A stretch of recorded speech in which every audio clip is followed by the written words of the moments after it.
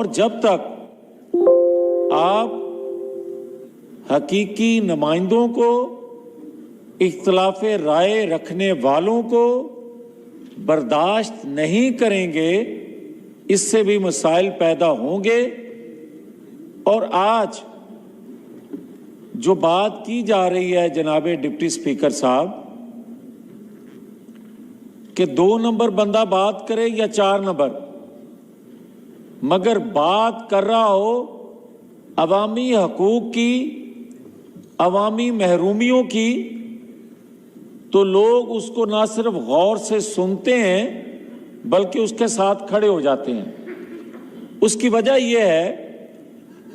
کہ وہ سمجھتے ہیں کہ ہماری آواز اٹھانے والا تو کوئی آیا، مگر جب تک آپ دونوں لوگوں کو ایک جیسا ٹریٹ کریں گے، ایک وہ لوگ ہیں جو پاکستان مخالف قوتوں کے اعلی کار بنتے ہیں اور ہتھیار اٹھاتے ہیں، ایک وہ لوگ ہیں جو اپنی محرومیوں کا بار بار نوک کرتے ہیں اور نسل در نسل انصاف کے لیے مارے مارے پھرتے ہیں، مگر کوئی ان کو انصاف دیتا نہیں ہے، ان کی محرومیوں پر مرہم نہیں رکھتا، ان کو اٹھا لیا جاتا ہے اور وہ اگر تذکرہ کریں تو مار دیا جاتا ہے۔ اگر اس کا حل دیکھنا ہے، اس کا حل نکالنا ہے، تو جناب ڈپٹی اسپیکر صاحب کوئی مشکل تو نہیں ہے۔ ہم بات کر رہے ہیں کہ 1950 سے یہ سلسلہ شروع ہوا، تو بھائی جب 73 کا آئین بن گیا تو آئین پر عمل اگر کر لیا جائے، اور میں یقین سے یہ بات کہہ رہا ہوں، اگر آپ اپنے موجودہ آئین پر عمل صرف کر دیں تو 90% معاملات آپ کے، محرومیاں آپ کی، وہ بلوچستان کی ہوں، وہ کراچی کے رہنے والوں کی ہوں، وہ سوات والوں کی ہوں یا کسی اور جگہ کی ہوں، 90% لوگ آپ سے اس دن مطمئن ہو جائیں گے جس دن آپ آئین پر عمل کریں گے۔ مگر ہوتا کیا ہے، آپ یہ دیکھیں، اور یہ بڑی بدقسمتی ہے کہ جب ہم گود لیتے ہیں لوگوں کو، ان کو پالتے ہیں، اور جب وہ جوان ہوتے ہیں تو پھر آپ کو ڈستے ہیں، تو پھر آپ نام لیتے ہیں کہ یہ الطاف حسین ہے، پھر آپ نام لیتے ہیں یہ 70 سالہ بچہ ہے، پھر آپ نام لیتے ہیں کہ اس وقت کی بنگالی قیادت جو ہے وہ کیا مطالبات کر رہی ہے۔ پھر آج دیکھ لیں آپ کہ چوکوں چراہوں میں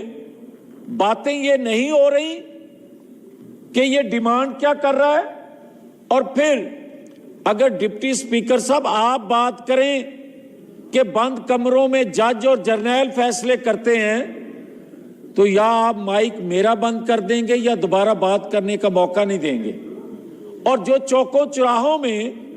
بات کرتا ہے کہ بند کمروں میں جج اور جرنیل فیصلے کرتے ہیں،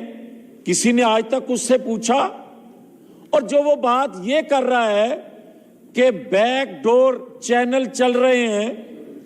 میرے مذاکرات ہو رہے ہیں، یہ اسمبلی آج پوچھنے میں شاید حق بجانب ہو، شاید کہ وہ بیک ڈور چینل ہے کون سا، وہ کس سے مذاکرات کر رہا ہے اور کیوں کر رہا ہے اور کس حیثیت میں کر رہا ہے۔ بات تو سیدھی سی ہے، جو مینگل صاحب بات کر رہے ہیں، آج مینگل صاحب بات کرتے ہیں، کل وہاں سے حاصل بزنجو صاحب بات کرتے تھے، اچک زئی صاحب بات کرتے تھے، مفتی محمود بات کرتے تھے، یہ پیپلز پارٹی والے لوگ بات کرتے تھے، داوڑ صاحب بات کرتے تھے، بھائی بات تو سیدھی ہے کہ داوڑ صاحب کو بھی یہ شکوہ ہے کہ آئین پہ عمل کرو. یہ کیا کہتے ہیں؟ علی وزیر اگر بات کرتا ہے تو ابھی تک اندر ہے, اور اس سے 100 گنا آگے جا کے 70 سالہ بچہ عمران خان بات کر رہا ہے, مگر اس پر کوئی دہشت گردی کا ایف آئی آر ہو جائے, غداری کی ایف آئی آر ہو جائے, 2 ہفتوں میں اس کو فارغ کر دیا جاتا ہے کہ جناب تو ذرا تھوڑی جی نرم گفتگو کر لے, لہذا سی تینوں چھڑنا چاہنے ہیں. مگر میرے پہ وہی, ایک سیکنڈ ڈپٹی اسپیکر صاحب, میرے پہ وہی بات کہنا جرم بن گیا کہ سمیش کر دوں گا, سمیش کر دیں گے مریم نواز شریف کو. میں نے صرف اتنا کہا کہ اس کو کٹہرے میں لے کر آئیں. میں تو 2 سال سے غداری کے مقدمات بھگت رہا ہوں, میں تو 2 سال سے دہشت گرد ہوں. اور پھر میں نے 2 دن پہلے نہیں 2 ماہ پہلے اس 70 سالہ چھوٹے بچے کے میں نے کلپ سنوائے کہ یہ آپ کے مذہب سے بھی کھیر رہا ہے, لوگوں کے مذہبی جذبات سے کھیر رہا ہے. پھر ایک دہشت گردی کا غداری کا مقدمہ بنا دیا گیا, اور میں نے تو صرف سنوائے ہیں. اور جس نے کہا ہے میرے پہ اگر سنوانے پہ دہشت گردی کا مقدمہ بن گیا تو اس کو تو پھانسی دے دینی چاہیے جس نے کہا ہے.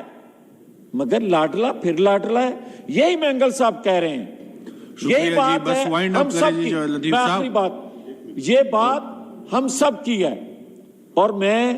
جو بات کہہ رہا ہوں اس ہاؤس کی بات نہیں کر رہا, میں بات کر رہا ہوں یہ پاکستانی قوم کی آواز بن چکی ہے, یہ پاکستانی قوم بات کر رہی ہے. پہلے ہوتا تھا کہ ہم ووٹ لے کر آتے تھے اور کہا جاتا تھا کہ یہ نمائندہ ہاؤس ہے. آج ہم کن مجبوریوں کی بنا پہ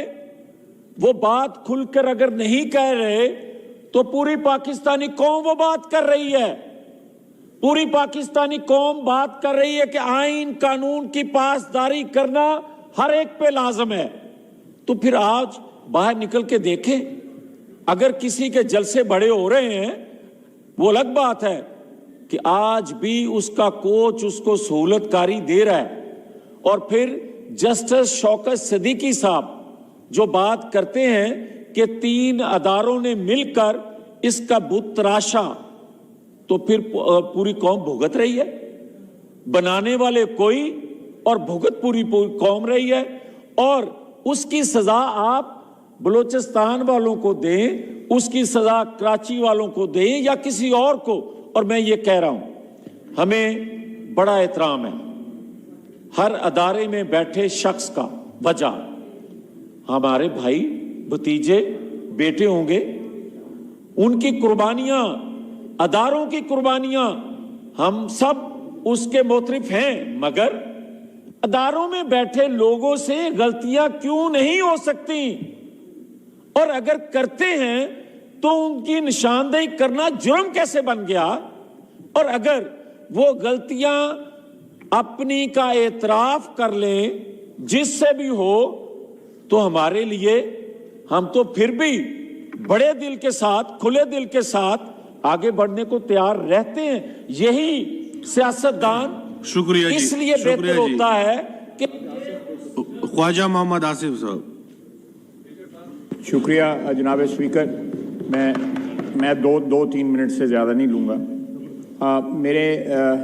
بھائی اینگل صاحب نے جس بحث کا ایک انتہائی اہم موضوع پہ آغاز کیا, سر یہ صرف یہ نہیں ہے کہ ہم یہاں تقاریر کریں, سب بھائیوں کے جذبات ہیں, بڑے اچھے جذبات کا اظہار کیا ایک بڑے اہم موضوع کے اوپر جو ہماری ایگزسٹنس کا موضوع ہے. لیکن میری سجیشن ہے اس ہاؤس کی وساطت سے, آپ کی وساطت سے, اور میں یہ چیز جو ہے کابینہ میں بھی جسارت کروں گا اٹھانے کی, کہ اس سارے موضوع کا جو کئی دہائیوں سے सिलसिला चल रहा है। जिस तरह मेरी बहन शहरी रहमान ने कहा कि ट्रूथ एंड रिकन्सिलिएशन की सिर्फ बलूचिस्तान के मसले पे स्टार्ट लिया जाए, या ये है कि सुप्रीम कोर्ट या अदलिया का कोई जज जो है, प्रेफरेबली मैं सजेशन दे रहा हूँ, मैं मेरी कोई औकात नहीं है कि मैं अपॉइंट करूँ उसको किसी कमीशन का, कि कोई बलूचिस्तान से जिसका ताल्लुक़ हो उसको अपॉइंट किया जाए इस सारे मसले की जो है ना, या किसी और को भी अपॉइंट कर लिया जाए, अदलिया की स्वाबदीद पे होगा कि जो इस सारे मसले की जो है ना, जो भी TOR जो है तय हो जाएं, तमाम फरीक जो हैं वो बैठ के तय कर लें, इसके ऊपर कोई ना कोई हल होना चाहिए। ये तकारीर करके उसके बाद ये मसला जो है ख़त्म नहीं होना चाहिए। दूसरी सर बात मैं 1-1.5 मिनट लूँगा कि ये दहशतगर्दी की जंग, बावजूद इस बात के कि हमने जितनी यहाँ पे इन्वेस्टमेंट की है इस दहशतगर्दी की जंग के ऊपर 80 की दहाई में, और उसके बाद पिछली 2 दहाइयाँ जो गुजरी हैं उसमें जनरल मुशर्रफ की हुकूमत से लेके तकरीबन इख्तिताम तक, जब तक ये अफवाज वहाँ से नहीं निकली हैं नेटो की, मैं समझता हूँ कि दुनिया में के किसी मुल्क ने इतनी कुर्बानियाँ नहीं दी जितनी हमारी अफवाज ने, हमारे सिविलियंस ने, हमारी दूसरी जो सिक्योरिटी फोर्सेस हैं उन्होंने जितनी कुर्बानियाँ दी हैं। मैं कल भी एक मीडिया टॉक में मैं कह रहा था बाहर कि पिछले 3 महीने में हमारी 53 फौज की जो है शहादतें हुई हैं, जिनमें 3 स्टार जनरल भी शामिल हैं। फिगर जो है वो हर माह जो है वो फिगर जो है उसमें कोई ना कोई एडिशन होती रहती है। तो ये एक कॉन्टिन्यूस कुर्बानियों की एक दास्तान है जो दुनिया में कोई और मुल्क जो है इसको शेयर नहीं करता। ये पाकिस्तान जो है इस जंग में जो है एक हरावल दस्ते की हैसियत से पिछले 30-35 साल 40 साल से लड़ रहा है। ये एक्नॉलेज इंटरनेशनली नहीं हुई, लेकिन हमें कम से कम जो है मुल्क के अंदर जो है इसका कोई इलाज ढूंढना चाहिए कि हमारी ये इन्वेस्टमेंट जो है वो ज़ाया ना हो, वो एक्नॉलेज कम से कम इस कौम को ये एहसास होना चाहिए कि यहाँ पे जो इतनी कुर्बानियाँ दी गई हैं उनका ज़िया ना हो, वो रायगाह ना जाएं। तो ये मैं मेरी दरख्वास्त होगी कि ये एक जो ट्रूथ एंड रिकन्सिलिएशन कमीशन बने या कोई हाई लेवल कमीशन जो है सुप्रीम कोर्ट के जज के नीचे बने, उसमें ये TOR में ज़रूर शामिल होना चाहिए कि जहाँ पे सिविलियन हुई हैं या बलूचिस्तान में जो है। दूसरा मसला उन्होंने उठाया था, मैं भूल गया, जो है वो मुल्तान में जो लाशें जो हैं मिली हैं छतों के ऊपर हॉस्पिटल्स के, पंजाब का मसला है, सूबाई मसला है, लेकिन ये सारी कौम को शर्मसार कर रहा है। वो कौन लोग हैं जिनकी लवारिस लाशें 1 नहीं 2 नहीं दर्जने सैकड़ों के हिसाब से, जिस तरह मेंगल साहब ने कहा, कौन लोग हैं, वो कहाँ से आए, वो क्यों लवारिस हुए। ये चीज़ जो है ये मेरा ख्याल है कि पंजाब हुकूमत को इख्तलाफात को जो है या मुतहारब एक हुकूमत होने के नाते नहीं, एक पाकिस्तानी के नाते मैं उनसे अपील करूँगा कि इसकी जो है इन्वेस्टिगेशन करें। जिस तरह उन्होंने कहा है कि DNA टेस्ट करवाएं, उनके वारसों को ढूंढें, कोई ना कोई तरीका होगा। लोग तो आजकल हज़ारों साल पहले जो है कंडरों से निकलने वाली लाशों को जो है शिनाख्त कर लेते हैं। ये तो चंद महीने पहले जो है ये सारा कुछ जो कुछ हुआ है वहाँ पे हुआ है। ये मसले, छोटे छोटे मसले, जब उनकी हकीकत जो है आश्कारा नहीं होती लोगों के ऊपर, तो फिर उसके मतलब स्पेकुलेशन शुरू हो जाती है, और बाद का स्पेकुलेशन जो है वो माइथोलॉजी में जो है कन्वर्ट हो जाती है, और जब माइथोलॉजी में कन्वर्ट होती है उसको आप इरेज नहीं कर सकते। तो पेशतर इसके